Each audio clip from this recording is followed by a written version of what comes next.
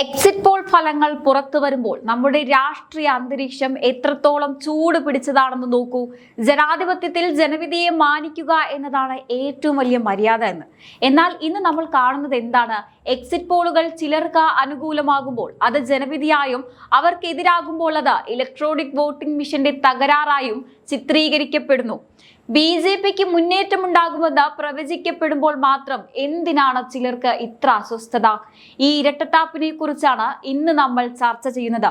നമുക്ക് ആദ്യം ബംഗാളിൽ നിന്ന് തുടങ്ങാം. 90% പോളിംഗ്. ഇന്ത്യയുടെ ചരിത്രത്തിൽ തന്നെ അവിശ്വസനീയമായ ഒരു കണക്കാണിത്. ഈ പോളിംഗ് ശതമാനം എന്തിനെയാണ് സൂചിപ്പിക്കുന്നത്? മാറ്റത്തിന് വേണ്ടി ജനങ്ങൾ ഒഴുകിയെത്തിയെന്നാണ്. 2011 ഇടതുകോട്ട തകർത്ത് മമത വന്നപ്പോൾ ഈ പോളിംഗ് ശതമാനത്തെ വിപ്ലവം എന്ന് വിളിച്ചവർ ഇന്ന് BJP തൂത്തുവാരുമെന്ന് കണ്ടപ്പോൾ വോട്ട് ചോരി എന്ന് വിളിക്കുകയാണ്. സീറ്റുകളുടെ എണ്ണത്തിൽ മാത്രമല്ല, വോട്ട് വിഹിതത്തിലും BJP റെക്കോർഡിടാൻ പോകുന്നു എന്നാണ് എക്സിറ്റ് പോളുകൾ പറയുന്നത്. മമതാ ബാനർജിയുടെ ഭരണം അവസാനിക്കാൻ പോകുന്നു എന്ന സൂചന വന്നതോടെ പല പ്രമുഖ രാഷ്ട്രീയ നിരീക്ഷകർക്കും ഇന്ന് ഉറക്കമില്ല.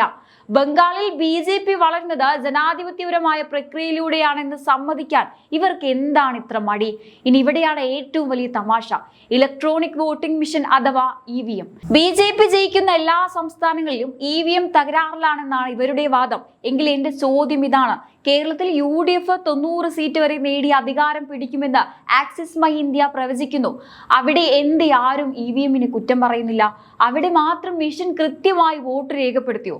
തമിഴ്നാട്ടിൽ BJP നില മെച്ചപ്പെടുത്തുമെന്ന് കാണുമ്പോഴും EVMന് തെറി പറയുന്നവർ കേരളത്തിലെ UDF വിജയത്തെ തലയിലേറ്റി നടക്കുകയാണ്.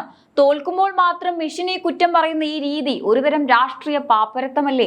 BJP വളരുന്നത് കാണുമ്പോഴുണ്ടാകുന്ന വെപ്രാളം കാരണം വിറളി പിടിച്ച് നടക്കുകയാണ് പലരും. തമിഴ്നാട്ടിലെ സാഹചര്യം നോക്കൂ. വിജയുടെ TVK വൻ മുന്നേറ്റം നടത്തുന്നെന്നും BJP വോട്ട് വീതം വർദ്ധിപ്പിക്കുമെന്നും വരുമ്പോൾ TMK കേന്ദ്രങ്ങളിൽ വലിയ അസ്വസ്ഥതയുണ്ട്. BJP എന്ന പാർട്ടി പണ്ട് വടക്കേ ഇന്ത്യയിൽ മാത്രമായിരുന്നു എന്ന് പരിഹസിച്ചവർ ഇന്ന് ദക്ഷിണേന്ത്യയിലെ വോട്ട് വീതം കണ്ട് പേടിക്കുകയാണ്. ഇനി കേരളത്തിലാണെങ്കിൽ ടുഡേസ് ചാണക്യ പ്രവചിക്കുന്നത് BJP 11 സീറ്റുകൾ വരെ നേടിയേക്കാമെന്നാണ്. അങ്ങനെയെങ്കിൽ കേരളത്തിൽ ആര് ഭരിക്കണമെന്ന് BJP തീരുമാനിക്കുന്ന ഒരു സാഹചര്യം ഉണ്ടാകും. ഇത് കേൾക്കുമ്പോൾ ചിലർക്ക് ദഹിക്കില്ല. ഉടൻ അവർ പറയും കേരളത്തിൽ ഇത് നടക്കില്ല എന്ന്. പക്ഷെ ജനങ്ങൾ വോട്ട് ചെയ്യുന്നത് കാണുമ്പോഴല്ലേ ഇത് മനസ്സിലാകും. കേരളത്തിൽ UDF ജയിക്കുമ്പോൾ അത് ജനാധിപത്യം, BJPക്ക് വോട്ട് കൂടുമ്പോൾ അത് വർഗീയതയോ വോട്ട് തട്ടിപ്പോ. ഇതാണ് നമ്മൾ പറയുന്ന ഇരട്ടത്താപ്പ്. ഇനി നമ്മൾ ചർച്ച ചെയ്യേണ്ട മറ്റൊരു പ്രധാന കാര്യം ഈ സെലക്ടീവ് ജനാധിപത്യമാണ്. നോക്കൂ, ഇക്കഴിഞ്ഞ പല തിരഞ്ഞെടുപ്പുകളിലും കോൺഗ്രസ് ജയിച്ചപ്പോൾ ആരും EVMനെ കുറ്റം പറഞ്ഞില്ല. അന്ന് ജനാധിപത്യം പുലർന്നു എന്നായിരുന്നു ആഘോഷം. എന്നാൽ ബംഗാളിൽ BJPക്ക് വോട്ട് കൂടുമെന്ന് കേൾക്കുമ്പോൾ മാത്രം വോട്ട് യന്ത്രത്തിന് അസുഖം വരുന്നത് എങ്ങനെയാണ്? ബംഗാളിലെ സാധാരണക്കാരായ വോട്ടർമാർ അവിടുത്തെ ആക്രമണ രാഷ്ട്രീയത്തെയും അഴിമതിയെയും മടുത്ത് ഒരു മാറ്റത്തിന് വോട്ട് ചെയ്യുമ്പോൾ അവരെ അപമാനിക്കുന്നതിന് തുല്യമല്ലേ ഈ ആരോപണങ്ങൾ?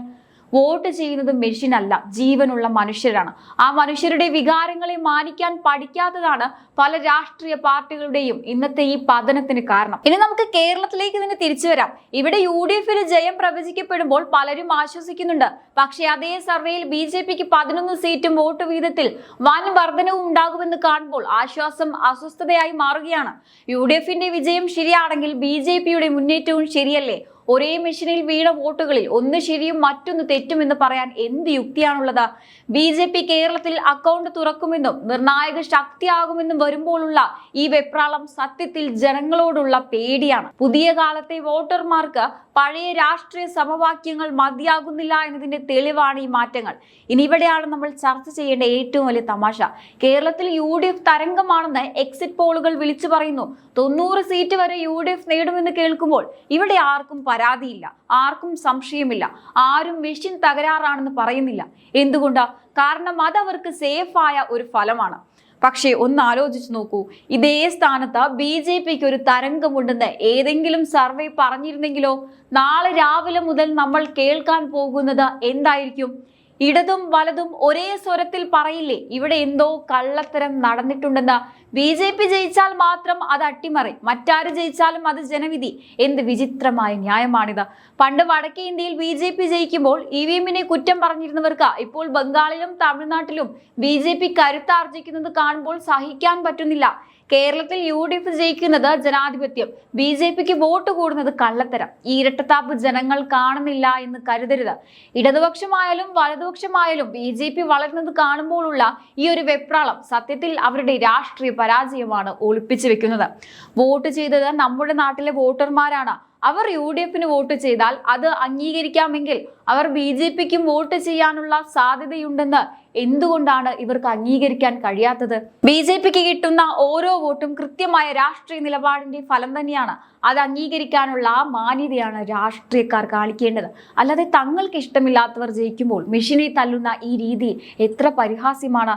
വോട്ടെണ്ണൽ കഴിയുമ്പോൾ UDF ജയിച്ചാലും LDF ജയിച്ചാലും BJP സീറ്റുകൾ നേടിയാലും അത് ജനങ്ങളുടെ തീരുമാനമാണ്. ആ തീരുമാനത്തെ കള്ളത്തരം എന്ന് വിളിച്ച് ആക്ഷേപിക്കുന്നത് യഥാർത്ഥത്തിൽ വോട്ടർമാരെ ആക്ഷേപിക്കുന്നതിന് തുല്യമാണ്. അപ്പൊ നമ്മൾ ഇത്രയും നേരം ചർച്ച ചെയ്ത കാര്യങ്ങളിൽ നിന്ന് ഒന്ന് വളരെ വ്യക്തമാണ്.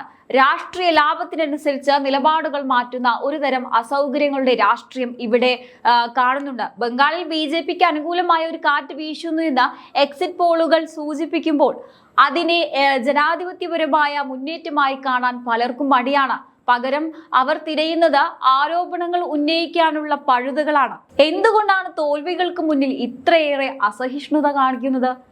ഒരു കാലത്ത് ചില പാർട്ടികൾ മാത്രം കുത്തകയാക്കി വെച്ചിരുന്ന സംസ്ഥാനങ്ങളിൽ ഇന്ന് സാധാരണക്കാരനായ വോട്ടർ BJPക്ക് വോട്ട് ചെയ്യാൻ തീരുമാനിച്ചെങ്കിൽ അത് ആ വോട്ടറുടെ രാഷ്ട്രീയ ബോധ്യമാണ്. ആ ബോധ്യത്തെ ചോദ്യം ചെയ്യാൻ ആർക്കും അവകാശമില്ല. ബംഗാളിലെയും തമിഴ്നാട്ടിലെയും വോട്ടർമാർ മാറി ചിന്തിക്കാൻ തുടങ്ങിയത് അവർക്ക് പഴയ രാഷ്ട്രീയ ശൈലികളിൽ വിശ്വാസം നഷ്ടപ്പെട്ടത് കൊണ്ടാണ്. ഇനി ഒന്ന് ചിന്തിച്ചു നോക്കൂ. കേരളത്തിൽ UDF വലിയ വിജയം നേടുമെന്ന് കാണുമ്പോൾ ആരും അവിടുത്തെ വോട്ടർമാരുടെ ബുദ്ധിയെ പരിഹസിക്കുന്നില്ല. അവിടെ വോട്ടർമാർ എടുത്തത് ശരിയായ തീരുമാനമാണെന്ന് വാഴ്ത്തുന്നവർ തന്നെ ബംഗാളിലോ തമിഴ്നാട്ടിലോ BJP നേട്ടമുണ്ടാകുമെന്ന് കാണുമ്പോൾ മാത്രം വോട്ടർമാർ തെറ്റായ വഴിയിലാണെന്നും അല്ലെങ്കിൽ വോട്ട് യന്ത്രം ചതിച്ചെന്നും പറയുന്നത് എത്രമാത്രം വലിയ വിരോധാഭാസമാണ്. ജനാധിപത്യം എന്നാൽ തങ്ങൾക്ക് ഇഷ്ടമുള്ളവർ ജയിക്കുന്ന സാഹചര്യം മാത്രമല്ല, അത് വൈവിധ്യമാർന്ന അഭിപ്രായങ്ങളുടെയും തീരുമാനങ്ങളുടെയും ഒരു സംഗമമാണ്. വോട്ടിംഗ് ശതമാനത്തിൽ ഇത്രയും വലിയ വർധനവുണ്ടായ ബംഗാളിൽ മാറ്റത്തിന് വേണ്ടി വോട്ട് ചെയ്ത ലക്ഷക്കണക്കിന് മനുഷ്യരെയാണ് കള്ളത്തരം എന്ന ഒറ്റ വാക്കിൽ ചിലർ ആക്ഷേപിക്കുന്നത്. വോട്ടിംഗ് മെഷീനുകളെ പ്രതിക്കൂട്ടിൽ നിർത്തുന്നവർ യഥാർത്ഥത്തിൽ തോൽക്കുന്നത് ജനങ്ങളുടെ മനസ്സിന് മുന്നിലാണ്. BJP ഇന്ന് ഇന്ത്യയുടെ വിവിധ കോണുകളിൽ വളരുന്നുണ്ടെങ്കിൽ അത് ജനങ്ങളുടെ പ്രശ്നങ്ങളിൽ ഇടപെട്ടും കൃത്യമായ കാഴ്ചപ്പാടുകൾ മുന്നോട്ട് വെച്ചും അവർ നേടിയെടുത്തതാണ്. അതിനെ വെറും ആരോപണങ്ങൾ കൊണ്ട് തളച്ചിടാൻ ആർക്കും കഴിയില്ല. വോട്ടെണ്ണൽ കഴിയുമ്പോൾ ഓരോ പെട്ടിയിൽ നിന്നും പുറത്തു വരുന്നത് ജനങ്ങളുടെ ആഗ്രഹങ്ങളാണ്. ആ ആഗ്രഹങ്ങളെ മാനിക്കാനുള്ള രാഷ്ട്രീയ പക്വതയാണ് തോൽവി ഭയക്കുന്നവർ കാണിക്കേണ്ടത്. ഇനി അവസാനമായി ഒരു കാര്യം കൂടി. പരാജയം മുന്നിൽ കാണുമ്പോൾ മെഷീനുകളെ തല്ലുന്നതും വോട്ടർമാരെ പഴിക്കുന്നതും നിർത്തി എന്തുകൊണ്ട് ജനങ്ങൾ നമ്മളെ കൈവിടുന്നു എന്ന ആത്മപരിശോധനയായിരിക്കും രാഷ്ട്രീയ പാർട്ടിക്കാർ നടത്തേണ്ടത്. അല്ലാതെ വോട്ടെടുപ്പ് ഫലങ്ങളെ ഇരട്ടത്താപ്പിലൂടെ വ്യാഖ്യാനിക്കുകയല്ല വേണ്ടത്. ജനവിധി എന്തായാലും അത് പൂർണ്ണ മനസ്സോടെ സ്വീകരിക്കാൻ നമുക്ക് തയ്യാറാകാം. കാരണം ജനാധിപത്യത്തിൽ ജനങ്ങളാണ് പരമാധികാരികൾ. ഈ ചർച്ച ഇവിടെ അവസാനിക്കുന്നില്ല. വോട്ടെണ്ണൽ ദിവസം ഇരട്ടത്താപ്പുകളുടെ ഈ തിരശ്ശീലകൾ നീങ്ങും, യഥാർത്ഥ ചിത്രം തെളിയും. നിങ്ങൾ എന്ത് കരുതുന്നു? ഈ രാഷ്ട്രീയ ഇരട്ടത്താപ്പുകളെ കുറിച്ചുള്ള നിങ്ങളുടെ അഭിപ്രായങ്ങൾ തീർച്ചയായിട്ടും കമന്റ് ബോക്സിൽ രേഖപ്പെടുത്തുക. മറ്റൊരു വിഷയമായി വീണ്ടും കാണാം. നന്ദി.